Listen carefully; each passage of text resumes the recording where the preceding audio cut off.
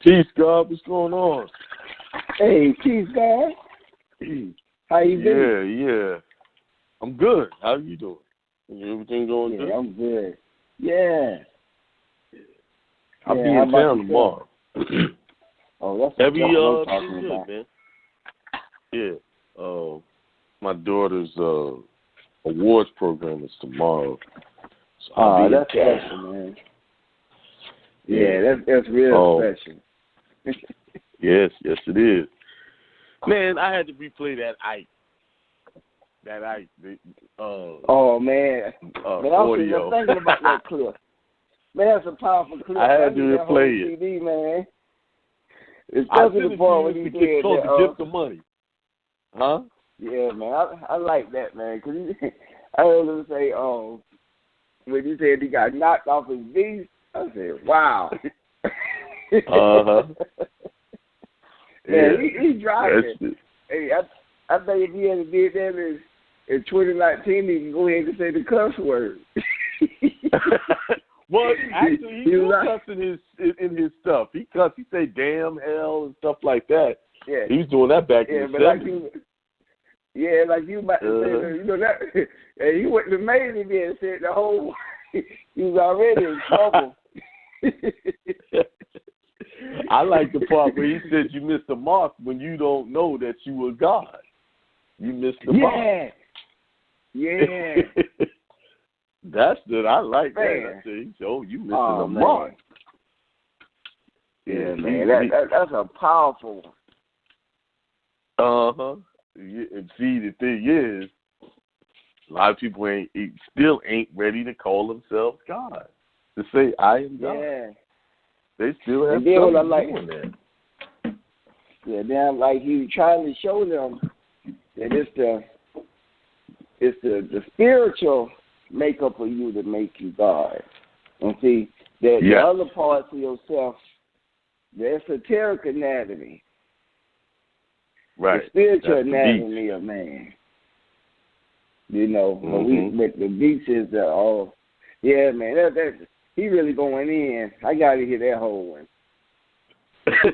I send it to you. I send it to you right now while I'm on the phone. It's actually 4 parts to it. It's called The Gift of Money 1, 2, 3, and 4. There's 4 parts to that. But I'll send it to you. Let's see. Yeah, I got all of them. And see, man, even that's his real name, Ike. It's Reverend. It's not Ike. Is like short for his last name. It's shoot. It's hard to pronounce. Ike Creota something. He's got a funny last name. Yeah, unusual. Let's put it like that. Last name. But that name Ike though, seems like everybody know what that name. Pretty powerful. Yeah, well, that's what they call him. That's a pretty powerful name, even. Ridgeland, South Carolina. Wow. Mm-hmm. Yeah, that name got a powerful energy. He got that big eye. That make him a humanitarian. Then he got the K. Mm-hmm. They give him that intuition. You know what I'm saying? Make him real intuitive. Then he got the E that makes him exciting to everybody. Because if you think about it, even that some people spoke highly of. I mean, I don't really trust no president. I'm sorry, but I heard a lot of black people. A lot of older black people that they spoke real highly of President Ike. And Ike and Tina, I know you went, what I'm saying, but man, that man had tremendous talent. Rather, he had some personal issues, but everybody got their own personal things, that they got to work on. Everybody got that. You ain't gonna be here if you ain't, if you don't have that. That's why it's good to to look at each person and you become the five yourself. Because everybody has a component of this, you know. And so, like, I always look at, you know, spiritual people that I admire, you know. I always looked at financial people I admire. I always look at people on the physical level that I admire. And I always look at people on the social level. Right. On the mental level, you know, the 5 parts that you want to perfect in this lifetime.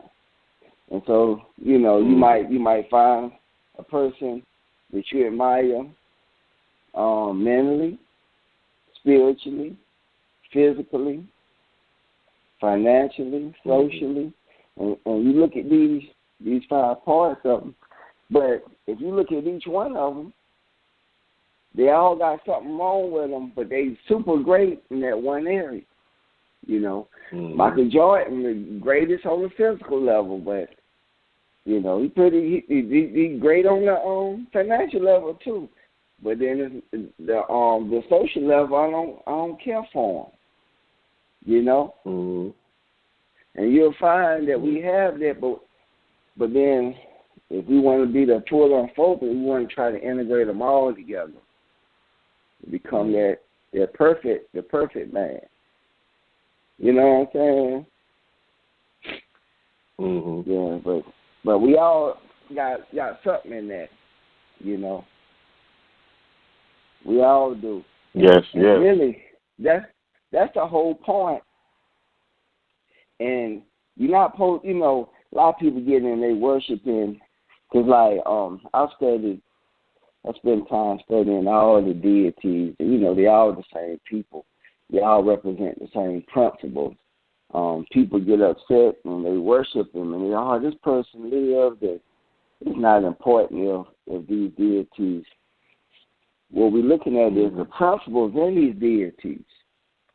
You know, what makes them powerful are these principles, these universal laws that they embody. These levels of consciousness that they represent. And you know, you'll see this story throughout time. All cultures, all religions, all have deities and principles that they you know, worship, that they appreciate. And you'll find we all like these principles. And the kids like them in the cartoons. You'll find the story everywhere. You know, the same story with the same people, with the same principles. And so we have to embody them principles. You know, not get caught up in worship them. And you can find these same principles in our brothers and sisters that walk on this earth. And that's why people admire them so much. You know, because they have mastered these particular principles, these particular traits that we all can master. And if you know, just like people worship at these deities, you can tap into these principles that people have, these levels of consciousness, that to the point that you can actually connect with them on the astral realm and have conversations with them. You know, it's real deep. You know, and that's what it's about. Because I study, like when I want certain things in my life, like certain principles that you know, from the ancestors, from the various mythologies, and everybody swears that the one that pertain to their race are the ones that actually live, you know. Jesus really lived, you know. I mean, we find that all of them got the same numbers, day of the week, colors, because they represent frequencies and vibration. You know what I'm saying? And that's what we're supposed to look at, you know. Right.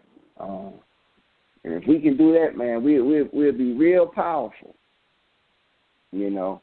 I might go a year with several deities, because I got a whole bunch of, you know, some of my family members would come around and like, man, you see all these statues and these different deities and principles, and you know, I'm not worshiping nothing. I'm taking on these conscious levels. You see what I'm saying? And then once I feel like I have soaked it in, then I might get into a whole nother set, you know. Because you can embody these principles, you know.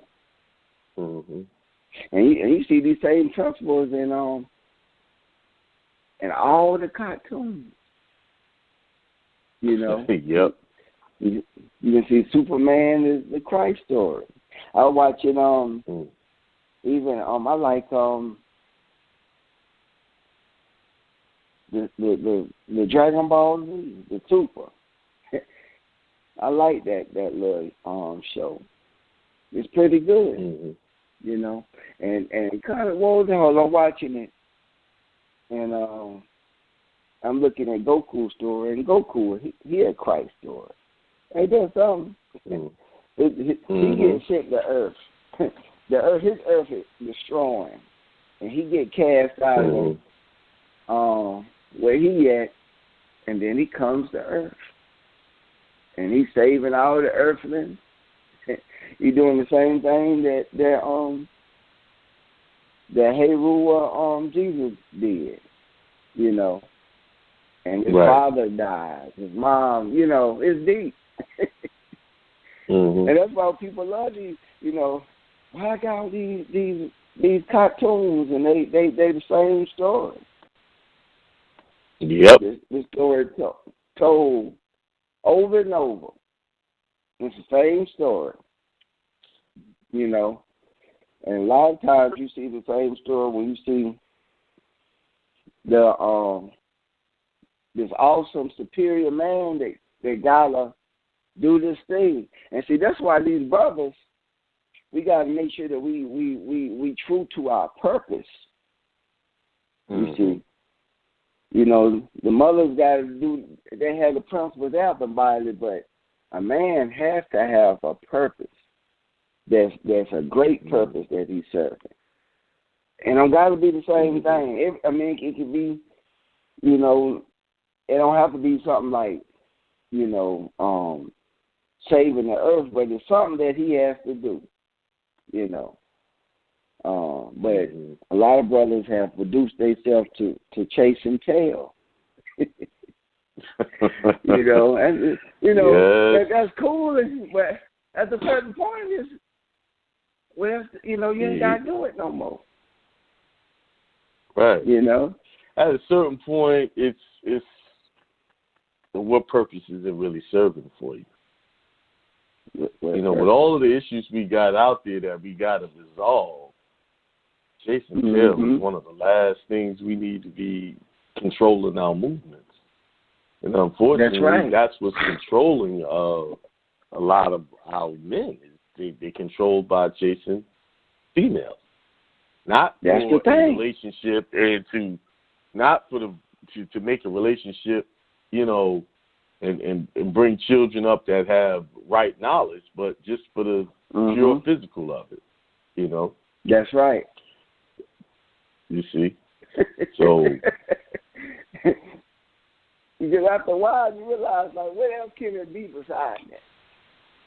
You know, and you know, you'd be surprised, brother. Like and this is it. And unfortunately, most brothers that's their health, you know. Like when I look over like the brothers we see in the day, the sisters take way better care of themselves. But usually when the brothers, not all brothers, because you got some brothers that really care about their health, but a lot of them, the first thing they're concerned about is their nature. Like they coming for their blood pressure. It's not because the blood pressure is which can kill you. It's because the blood pressure medicine has taken the nature away. You see, and that's important, bro. Yeah, but that energy is way more powerful than just sleeping with a sister, making a baby or having sex. We misuse that energy, and we all done had our run. I mean, you know what I'm saying? I done had my run. We all done had our run, but the run ain't supposed to last forever. It is because one ejaculation is like throwing away 2 cups of blood. It's just like just taking 2 cups of blood and throwing that one. We gotta learn, and when we are sleeping and making love to our queens, we gotta save that seed. We can't just shoot it out. And, that urge is there. Because really, you weaken yourself every time you bust, and you see it every day. You see older men, they barely can walk, and got a sister pulling them around. Now a woman gets stronger each time she has an orgasm. Because when you're doing the tantric science, you holding it each time you could release, which strengthens your body. Okay? Right. You want to at least try to do it 9 times. You can do it 12 times. And you can do that thing a couple of times out the year. Just instead of releasing, hold it back and make it an all-night thing. You really doing the science. You sharing your queen breath. You got to share each other's breath. You connecting, and each time she releases, it actually heals her. Each time, and each time you hold it back and ejaculate, send it through your body instead of sending it out. You'll notice that it strengthens your body.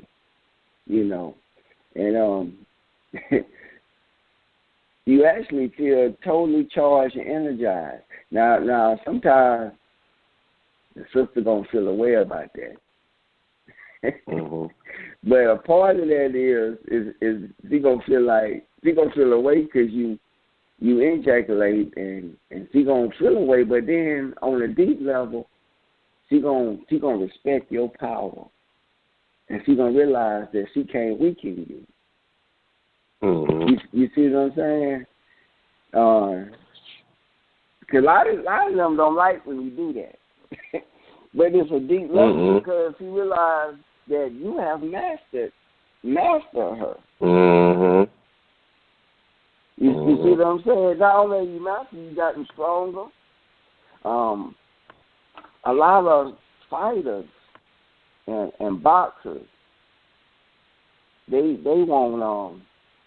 won't have sex for months. However, if they practice seminal retention, they'll and actually have sex instead of shooting it out, they'll get stronger than they would by just not having sex. And like if you look at Shiva and Parvati, you have to study these deities to understand tantric sex. You'll notice that, when they had, it took him centuries to master her, so to speak. And when he mastered her, he realized that he didn't have to shoot it all out. Mm-hmm.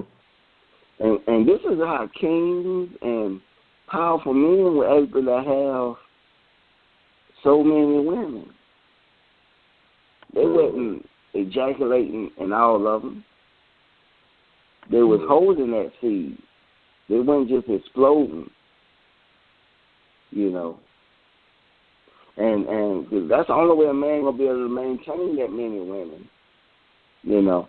And even when you study books on longevity, you'll find that that's a key component to living a long, strong life by not ejaculating all the time. You see the Chinese guy that lived to be 256 years old, Li Qing Yang, he used to go into her house and you know, and sleep with all the prostitutes in the whole house, and wouldn't ejaculate. You know, back in them days, when you know, in the 1800s, 1700s, maybe early 1900s, and even to this day, they're not as popular now. But they used to have them brothels, you know, whorehouses, you know. You know, but he used to go in them brothels and sleep with all the prostitutes in there. And it's quoted in the book. He didn't drop a drop of sperm didn't come out of him. You see, which strengthened him. You see, 256 years old, documented. Chinese government did a celebration for him every 50 years. You know, you're going to have some people, all right, that ain't true, but so the whole government lied on him, you know. Yeah, right. I mean, they all, you know, I mean, you even see his picture. He wouldn't shoot it out because, see, this one drop of sperm, it takes 30 droplets of blood to make one drop of sperm. And they say that it takes like 2 steaks, 12 eggs, 3 cups of orange juice to replenish that ejaculation. I mean, you have to really, you know. And if you notice, like, when you was a young man, you notice that each time you ejaculate, a physical ejaculation, the quantity decreases each time. And sometimes you do it too many times, as you start getting older, you feel a heaviness there, you see. But when you're young, you just be shooting it all out, you know. And so what happens is you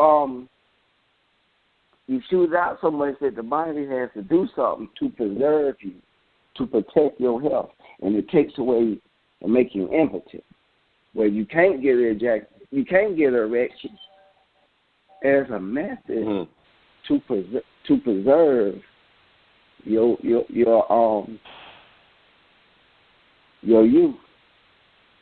you know.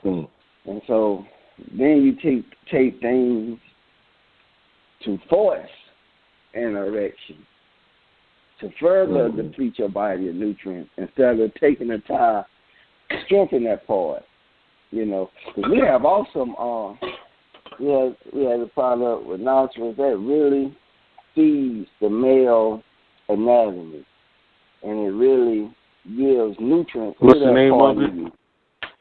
Rhinoceros. It renews and it feeds that region, because the key is you losing so much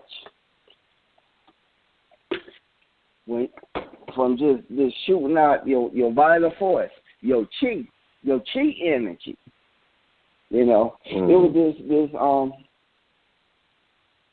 real powerful man that depleted, lost all his chi. And you got certain things that can just deplete you with your life force, your chi energy. But nothing depletes it like too much ejaculating of the vital force. I was studying in one tantra book that with the monks in Tibet, when they burn certain bodies down to mash, that the sperm doesn't even burn up in them, and they can make special charms from the master, which is left of him, or that vital essence. And it's the sperm, that vital force, you know, real powerful energy. And we got that energy, and really, this is the key to the man's true power.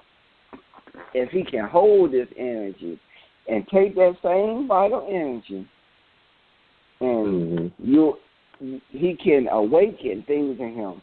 It's an even fact that you won't see a man become incredibly successful till after the age of 50, because he's not wasting that mental fluid, because it's that's the same fluid that's in your spinal column. That's within your brain. So your brain is lubricated through these fluids, through these sexual fluids that you know, because we talk about it, and when you hear people talk about Kundalini energy, the Ida Pingala, the serpents that travel up and down the spine, you know. Right. The male and female forces that reside, the serpents that the Bible talking about are these fluids. It's the same fluid that Jesus in the Bible, when they're on the Jordan River represents the spinal fluid that's within. And he goes up and he says to Jesus said, John the Baptist says, he's baptizing Jesus and say, "This is my son who I am proud of." Well, that's that fluid, but before you ejaculate, you have these 12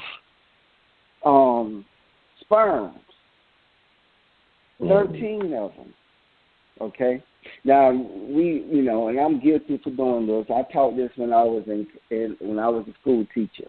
I said that all the sperm race. This is what they told us to teach the kids, and a lot of people believe it. All the sperm race to the egg, and whoever can get into this egg first fertilizes,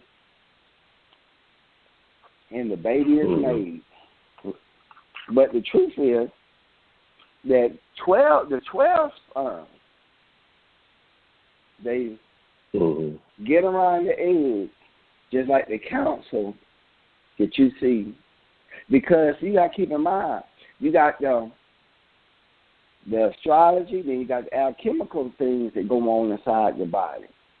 So on the alchemical level, or astrological level, the 12 disciples are the 12 signs of the zodiac, right? And the sun is the sun.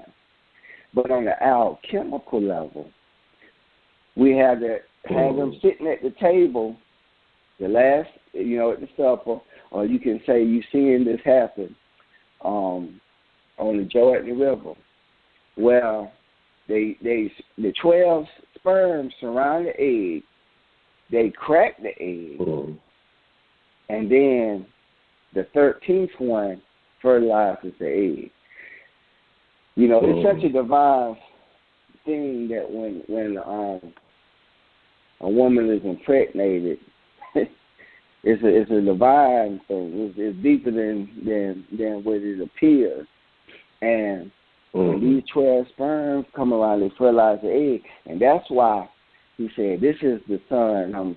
I'm very proud because the sperm determines if it's a male or a female, but that sperm is chosen before conception even occurs.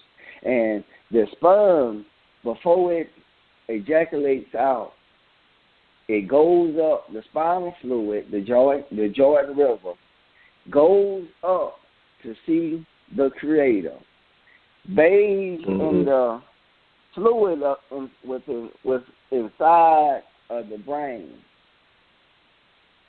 nourished by the pineal gland, goes back down the spinal column and back out as an ejaculation. That's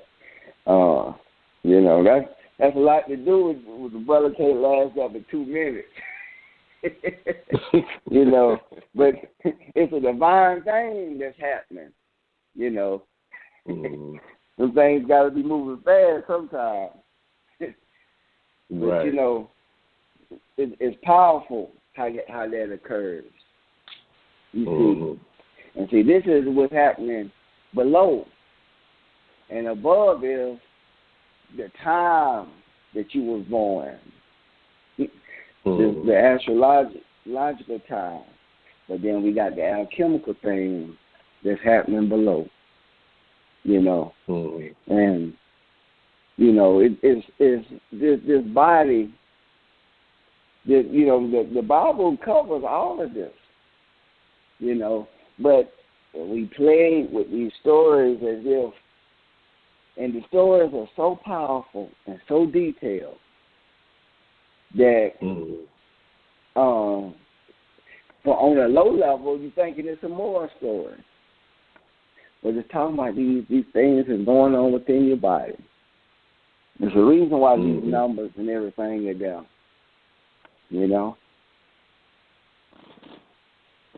Yeah, brother. We got to preserve that seed if you want to be strong. And it also produces a stronger race of men. Yep.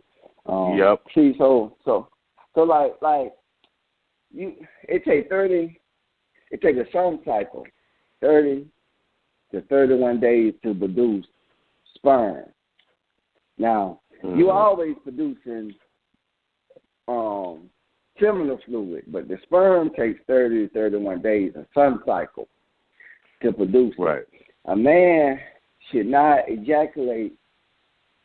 It's good to do it, one ejaculation at max every 4 days. But it's better to multiply your age times 0.2. So like if man over 50, one ejaculation every 10 days. Yeah, sex all you want. You can do it all day, every day. In fact, if you can hold it 12, it's saying, one of my elders told me this, and they asked me, so you did that? He said, no, not yet. If you could go 144 days and not ejaculate and do it 12, hold it 9 to 12 times, and the old tradition said that you would have immortality, But in this day and age, ain't nobody going to have sex that much. Because it's just, hey, I don't know nobody that got good, usually by the time we get the age of consciousness to have sex like that, you got children, you working, you doing this. Ain't nobody going to do that for 144 days. Now, if I had known that in college, when I had the energy, that's all I was doing them days. I could have did it, Right. And you guys so you said, wait a minute, do it. they have to do it 144 days straight, or is it just? Yeah. That's in the Tibet traditions. Yeah, anybody gonna do that, you know. Now I'm like, I'm about to watch the game, right? You might, you know, but it's good to try to work on your, you know, because each you gotta line them up. You strengthen the part of your brother. body. You gotta have them lined up because this day with one woman 144 days straight. Oh man, she gotta be on the same page. Yeah. Yeah. You know, after a while, you know, because you know, some sisters don't the fluids, you know. They got to take better care of themselves because the fluids don't be there sometimes. Yeah. And see, that's the imbalance, you know. Now some of them you can wear them out, you know. Yeah. But see, that's the thing, you know. Now, there is a such thing as the sacred whore. Mm-hmm. And she gets treated. Oh, yes. And she's looked upon, but she's actually the most powerful form of a woman. Even though she's treated like the worst of them. You know? And like, you know, and if you're in love with her and you want to be yours, you probably hate her too. You know, that's a powerful woman. You know, the sacred whore. And this is a real word. You know, I told a sister about the sacred whore. She was one. You know, a prostitute that real powerful one, real intelligent one too, because she always came. She still comes to see me. She don't call herself a prostitute. She calls herself you know, a sexual healer. I forgot what some words she called herself. But right. She knows that's what she do. You know, she keep herself healthy. Because usually a good pimp would make sure, a good madam would make sure that the product of, you know, the women that selling their body was clean. But she makes sure she keep herself clean. And if you notice, in all the scriptures, all religious books, you find the story of the sacred whore. You know, and particularly with Mary Magdalene with Jesus. Yep. You know? Yeah. And you notice that these women are very, very spiritual. A lot of them be the top people at the church. You know? Mary Magdalene was definitely one. And if you know, according to it, him and his mama were his ride or die. You know, them the two that saved by Jesus. Yep. When his boys had fled, even disowned them. They followed. They were the first two to find him too. That's right. Yep. After he, so you always know. You know. So there's something to that. There's a reason why that is. Yeah. If you think about it, them be the baddest people for you. Nobody gonna top your mama. You know what I'm saying? Your mama is, you know what I'm saying? And if you don't got unfortunately, if you don't got a mama that loves you, it's a lesson you gotta learn from it. You know? But shoot, that's who always had that back. Like you know, and most things are built off of those types because they'd have been treated and called the worst thing.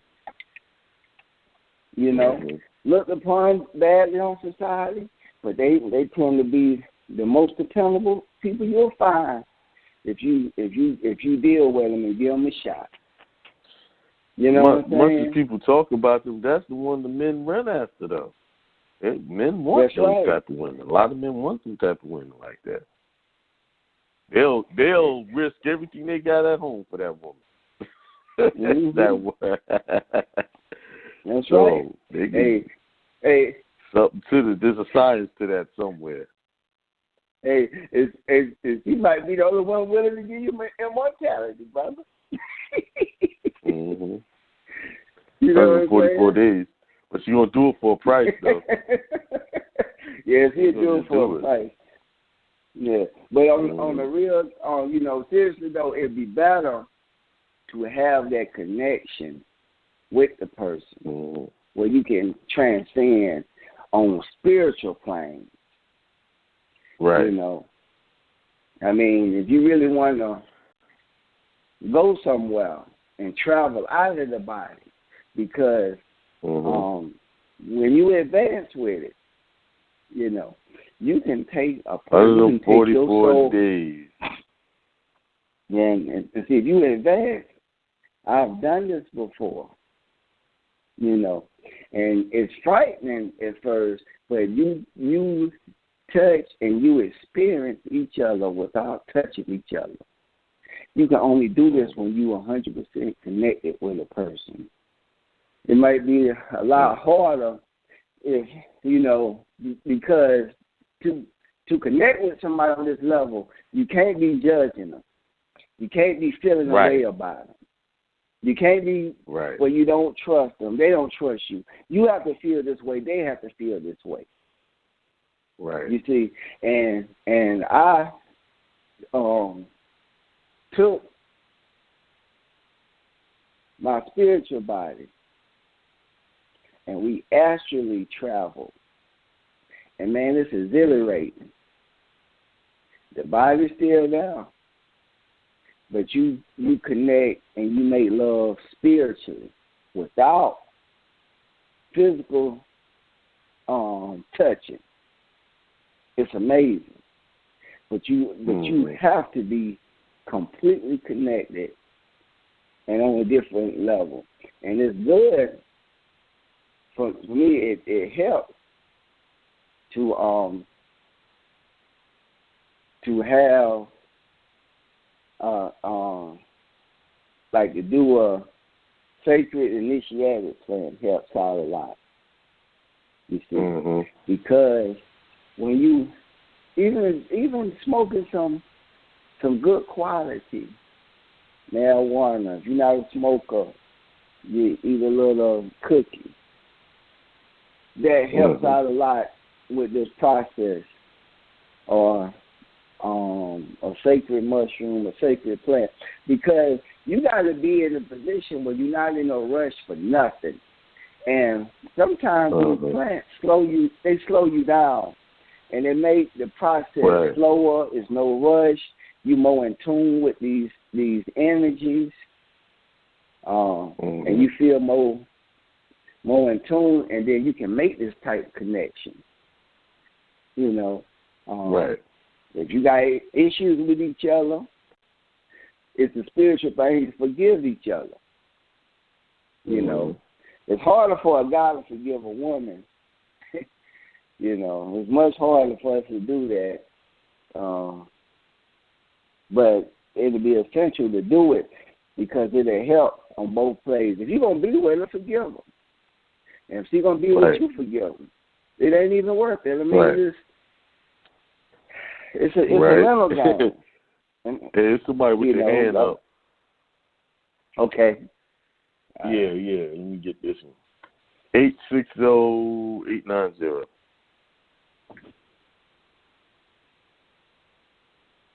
Hello? You there? Hello? 860-890. Well, I guess he had his hand up, but he ain't saying that. Okay. Yeah. Close him back out. Hey, maybe that was his question. Yeah, what if she, you gotta let it go. Yeah, you do. If you're gonna still deal with him, you do. You gotta let him go. Let all that stuff. Yeah. Ain't no sense in dealing with somebody that you ain't let go of issues you had with them. Mhm. May have to do that. What's that movie, The Best Man? Man, a lot of brothers look at that movie like, man, I don't know how he did that. But it's, that's a tough one, though. I don't want to be faced with that lesson, but, hey, you can't pick your lesson sometimes. You got to be able to take them all. That's what God can do. That's what God do. Yeah. You know. And you know, and if you can't let it go, leave her alone. But don't stay with her and keep punishing her. You know. And you know what I'm saying? Yeah. Sometimes just by forgiving somebody, you have your biggest rival for you. Mm-hmm. You know? Somebody got your back better than anybody just because you forgave them. And that's what a lot of people be wanting anyway, is forgiveness. You know? That's a hard thing to do. Oh, it is, especially in this situation, whatever you're dealing with. So, man. But yeah, that was deep what you was talking about. Yeah, man. Yeah, we gotta do the magic with each other, you know, and the different aspects of it, you know, not just for the healing, but even with magic, you know. Right. And it's a whole nother subject, but it's so much you can do when you're in tune with your queen and your queen is in tune with you. And it's too much mess. And that's the part of the thing, is to separate the sexes. Take away that power between the two. Take away that harmony. That's what they've done. Take away that That's what they've done to us. Got us hating each other for nothing. You know? But you can do more together. You know? A lot of sisters mad at brothers, because really it's a man nature to have more than one woman. You know what I'm saying? The only way you're going to be able to have that more than one, you're going to have to practice sacred sexuality, tantric sex, because you can't be that God of the multiple sisters and can't control your seed. You can't do it. You know, and anybody that has the multiple, that's a tough act to follow these days. Cause, well, just things are just so dysfunctional now. You know, that to maintain, everybody I know that tried the multiple wife lifestyle this day and age, it all fell apart. Right, it all fell apart. Because of the it just, we're not mentally, you know, that lifestyle was taught while we were young. While it, you know, our ancestors, they were young and they were brought up in that. Now trying to get into it through all of the crap that we experienced up until this point is hard, you know. It's that Western mind. That's and it worked better for them not to allow us to do that. Not to, man, just think, like I was studying the history of it. And, you know, myself, I mean, like a young man, first thing a young man think about, I get to get all this sex with all these different women. But it's deeper than that, because you got to be able to. And I think that will probably be the biggest challenge for me, to have multiple wives, is I don't know if I could manage all of them emotions and personalities. That's it. That's it right there. That's it. We not. It's so much baggage that we are carrying that the emotional part is the problem. That's right. You know, we got a lot of baggage. And the women got baggage, you know. We got baggage, and trying to maintain that. How do you manage other women without them being jealous? Because right now they have instilled a spirit of jealousy in us towards each. That's right. No matter who you are, there's a spirit of jealousy out there. You know, even in just the information, we get jealous of somebody getting more credit for something and we sitting on the sidelines. You know, just stuff like that. That's right. So That's it's right. It's a lot of baggage out there. Then you trying to manage more than one woman with all of that baggage. And you know, and you got baggage. That's right. And you know, I've heard this. I mean, you know, I've heard this from lots of different sisters. That when they start living together, their cycles all come on at the same time. Because a lot of the brothers will have different women in different homes. Because everybody's cycle come on, the cycles start coming on at the same time. You know? And so now if you got that going on, that means that you're going to have everybody having their emotional highs and lows at the same time. Maybe that's why in the Old Testament the women went away from the camp during that break. They took a hiatus until they got straight.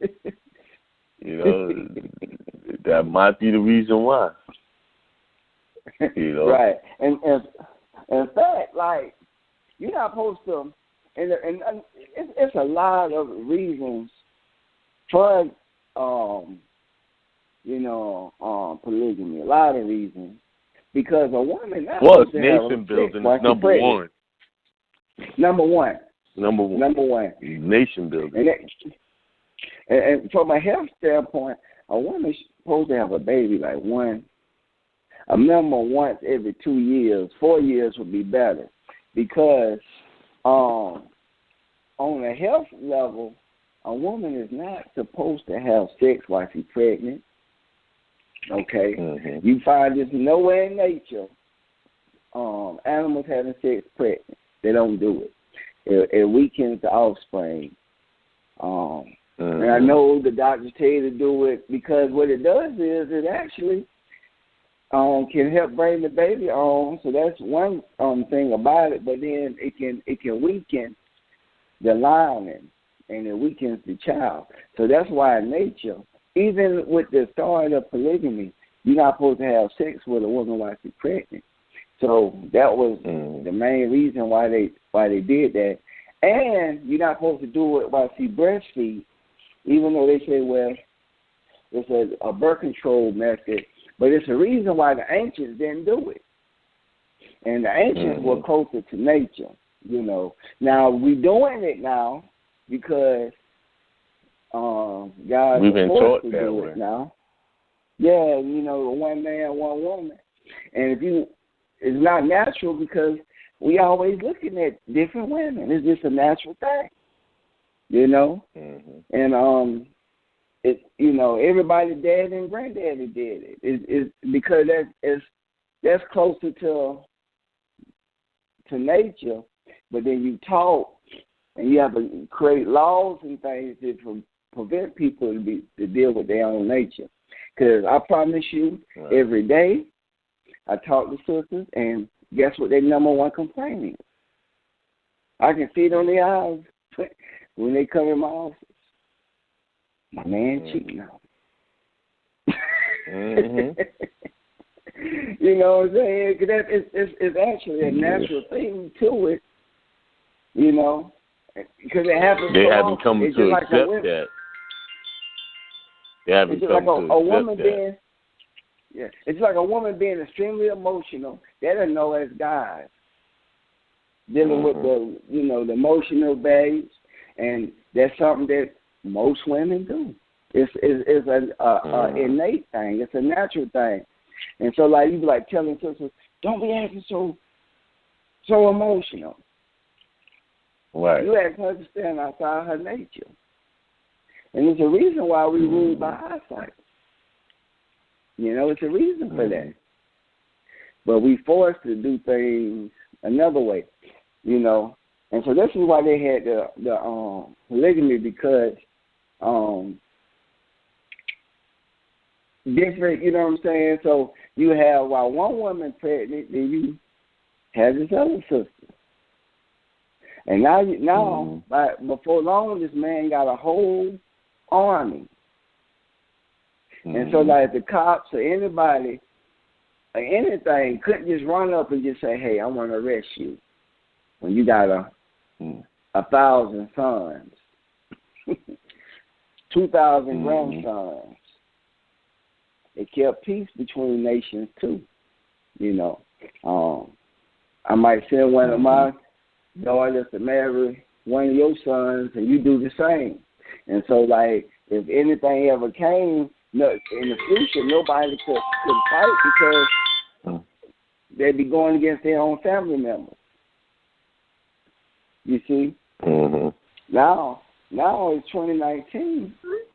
In the last couple hundred years, all the wars, the mercenary wars, wars of hired killers, you know.